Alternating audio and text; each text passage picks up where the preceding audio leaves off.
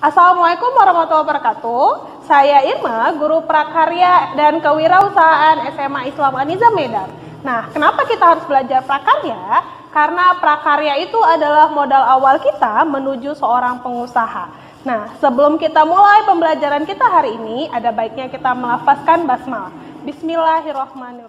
Ini kita akan mulai pembelajaran kita mengenai prakarya dan kewirausahaan untuk bab pertama.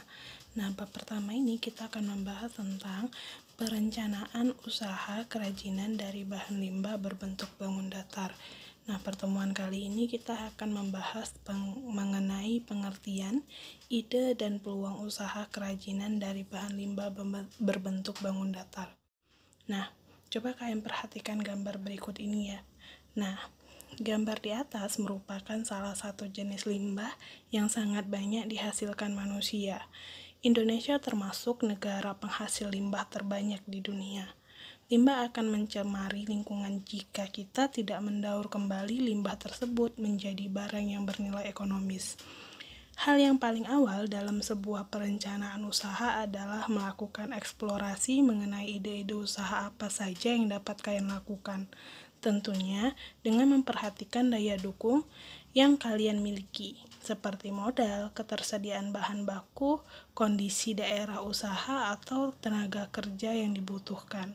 Akan bahas selanjutnya adalah apa sih pengertian kerajinan limbah. Nah, kerajinan itu adalah hal yang berkaitan dengan buatan tangan atau kegiatan yang berkaitan dengan barang yang dihasilkan melalui keterampilan tangan atau kerajinan tangan.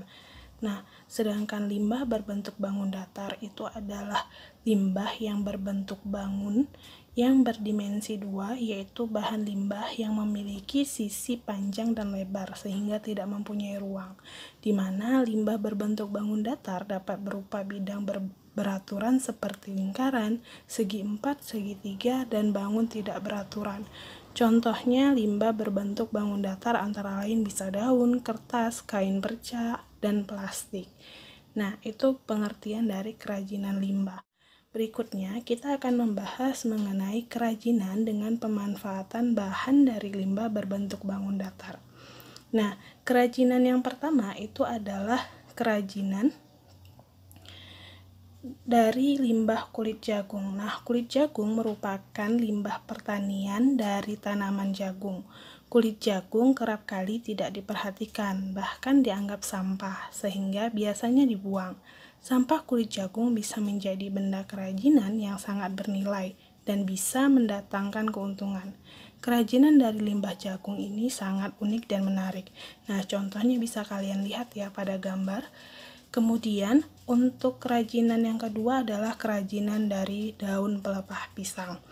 Nah, sebagian besar masyarakat menganggap daun pelepah pisang kering adalah sampah yang tidak berguna. Bahkan terkadang daun pelepah pisang kering hanya dibakar begitu saja karena dianggap sampah dan mengotori kebun.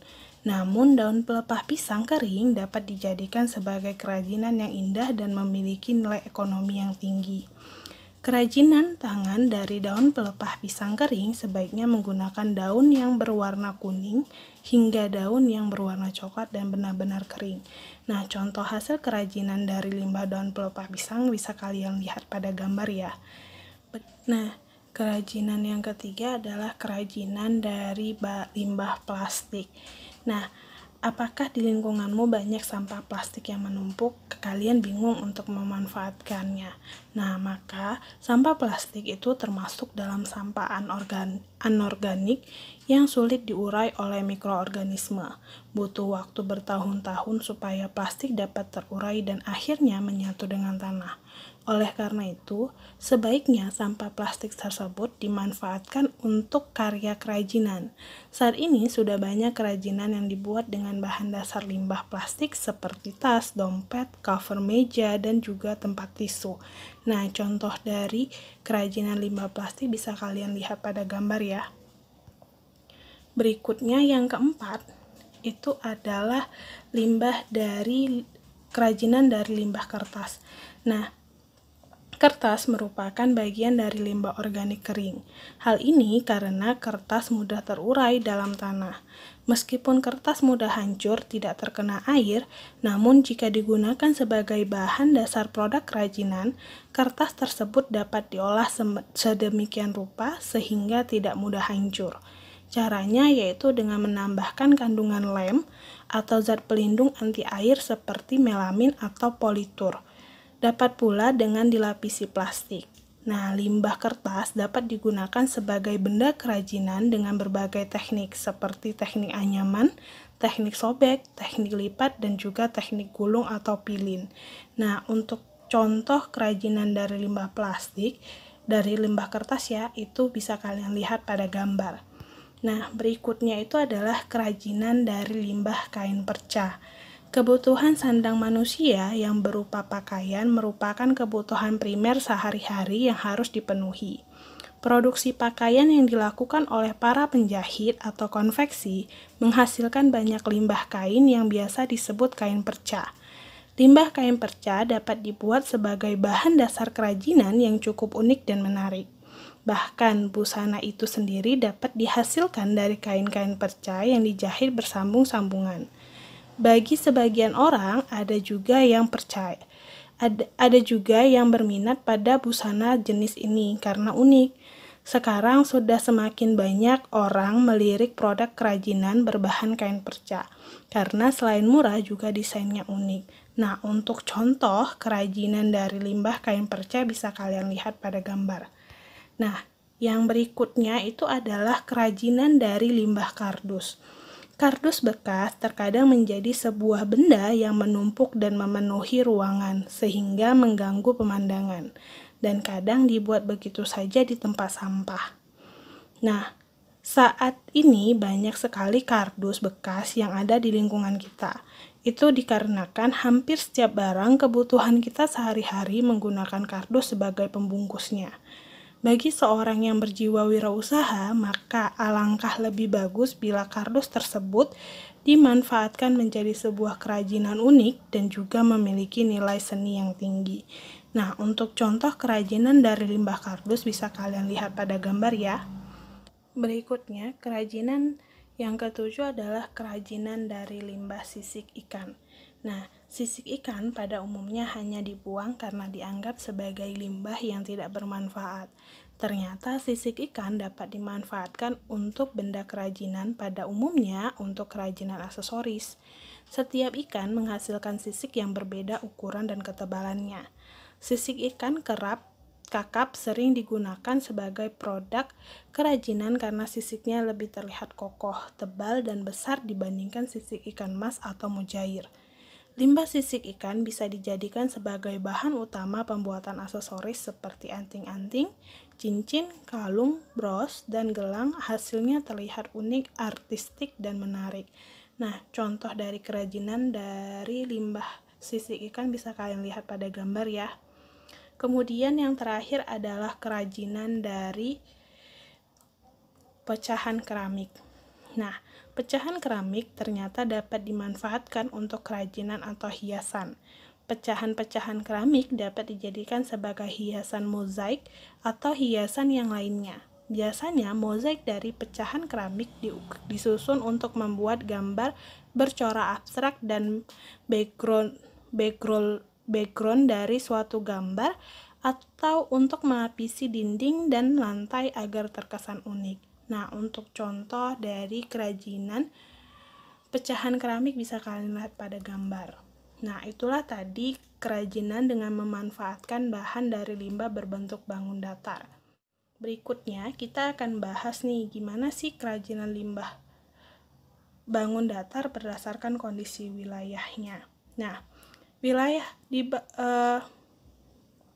berdasarkan wilayahnya, yang pertama kita ambil dari daerah pesisir pantai atau laut. Biasanya limbahnya berbentuk bangun datar. Yang banyak tersedia adalah sisik ikan, daun pandan, dan daun kelapa, dan sebagainya. Kemudian kondisi wilayah yang kedua itu adalah daerah pegunungan. Biasanya limbah pada daerah pegunungan itu berbentuk bangun datar. Yang banyak dihasilkan di daerah ini adalah daun-daunan kering, kemudian kulit buah-buahan yang bertekstur keras seperti salak, kulit pete, dan lainnya. Kemudian kondisi wilayah ketiga itu adalah daerah pertanian.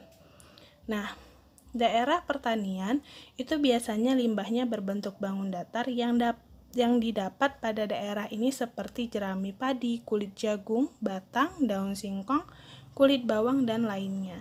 Kemudian kondisi wilayah yang keempat itu adalah daerah perkotaan. Nah, pada daerah perkotaan, biasanya yang didapat adalah limbah berbentuk bangun datar yang dihasilkan di daerah perkotaan, biasanya kertas, kardus, serbuk gergaji, serutan kayu, plastik, mika, dan lainnya. Nah, berbagai macam limbah berbentuk bangun datar sangat bermanfaat untuk bahan pembuatan produk kerajinan. Dengan demikian, kita sebagai manusia yang memiliki akal sehat seharusnya lebih peduli dengan lingkungan kita sendiri. Mulailah dengan kebiasaan tidak membuang sampah sembarangan dan teruslah berpikir untuk terus berinovasi dalam rangka pengurangan limbah dan memanfaatkannya menjadi barang yang bernilai ekonomis tinggi. Nah, berikutnya kita akan bahas mengenai ide dan peluang. Nah, limbah terkumpul dan menumpuk di sekitar kita setiap hari, mulai dari yang sifatnya organik dan non-organik. Salah satu penyumbang limbah terbesar adalah kertas yang sudah tidak terpakai. Kertas koran menjadi salah satu limbah kertas rumah tangga yang mendominasi. Koran bekas yang sudah lewat dari tanggalnya sering ditelantarkan begitu saja oleh pemiliknya. Sebagian digunakan pembungkus makanan, pembungkus paket, dan beberapa hal lainnya yang nantinya akan berakhir di tempat sampah juga. Pertanyaan akan muncul di benak kita, haruskah limbah kertas yang melimpah itu berakhir begitu saja di tempat sampah yang bahkan tak bisa menampungnya? Sudah kita ketahui bahwa penggunaan kertas berkala secara tidak langsung telah mempengaruhi pula lingkungan sekitar kita. Sebagai generasi muda, sudah sewajarnya kita peduli terhadap lingkungan. Lingkungan inilah yang akan menjadi penentu masa depan generasi selanjutnya. Wujud kepedulian yang bisa kita lakukan untuk lingkungan salah satunya dengan mendaur ulang limbah kertas menjadi lebih bermanfaat. Berawal dari ide kreatif dan unik, proses daur ulang tidak hanya dapat menambah nilai manfaat dan keindahan barang yang dihasilkan, tetapi dapat meningkatkan nilai ekonominya dan membantu perekonomian masyarakat sekitarnya. Nah, produk kreatif berawal dari ide yang kreatif pula. Nah, berikut ini beberapa hal yang harus diperhatikan dalam menciptakan produk kreatif. Yang pertama itu adalah ide dalam pembuatan produk kerajinan yang diminati konsumen. Yang kedua adalah ide dalam pembuatan produk kerajinan yang dapat memenangkan persaingan. Yang ketiga adalah ide dalam pembuatan dan pendayagunaan sumber-sumber produk kerajinan. Dan yang keempat adalah ide yang dapat mencegah kebosanan konsumen di dalam penggunaan produk kerajinan. Ide dapat diubah menjadi peluang usaha, sehingga peluang usaha itu adalah suatu ide yang menarik atau usulan usaha yang memberi kemungkinan untuk memberikan hasil bagi investor atau yang mengambil resiko, sehingga peluang usaha itu digambarkan oleh persyaratan dan mengarah ke penyediaan suatu usaha produk yang dibuat atau ditambahkan nilai untuk keperluan pembelinya. Nah, di sini suatu peluang usaha yang baik mampu memenuhi beberapa kriteria sebagai berikut. Yang pertama, permintaan yang nyata. Nah, permintaan yang nyata ini merespon kebutuhan yang tidak dipenuhi atau masyarakat pelanggan yang mempunyai kemampuan untuk membeli dan bisa memilih. Yang kedua itu adalah pengembalian investasi. Nah, memberikan hasil, di mana pengembalian investasi merupakan memberikan hasil dalam jangka waktu yang cepat dan tepat waktu. Kemudian yang ketiga adalah kompetitif. Ini dapat mengimbangi sudut pandang pelanggan dengan produk yang tersedia. Berikutnya itu adalah mencapai tujuan, di mana dalam hal ini memenuhi tujuan dan aspirasi dari orang atau organisasi yang mengambil resiko. Kemudian, Yang kelima itu adalah ketersediaan sumber daya dan keterampilan, di mana terjangkau oleh pengusaha dari sumber daya, kompetensi, dan persyaratan hukum. Nah, berdasarkan materi di atas, maka peluang yang dapat diambil adalah pemanfaatan limbah tidak terpakai berbentuk bangun datar yang keberadaannya melimpah di sekitar kita. Sebagai bentuk usaha bisnis kerajinan, limbah bahan kertas cukup menjanjikan karena bahan dasar banyak tersedia dan mudah diperoleh. Dengan mengambil ide dari benda-benda hias dan fungsional, limbah kertas dapat diubah sebagai kerajinan. Dengan begitu, kita membantu mengurangi jumlah limbah kertas dan mendapatkan peluang usaha dengan memanfaatkan sumber daya material yang ada di sekitar lingkungan kita. Sebelum kita akhiri pembelajaran kita hari ini, ada baiknya kita melafazkan hamdalah. Alhamdulillahirabbil alamin. Nah, tetap semangat ya belajar pengusaha muda dan jangan lupa like, kemudian komen, and share. SMA Islam An-Nizam, unggul, cerdas, islami. Assalamualaikum warahmatullahi wabarakatuh.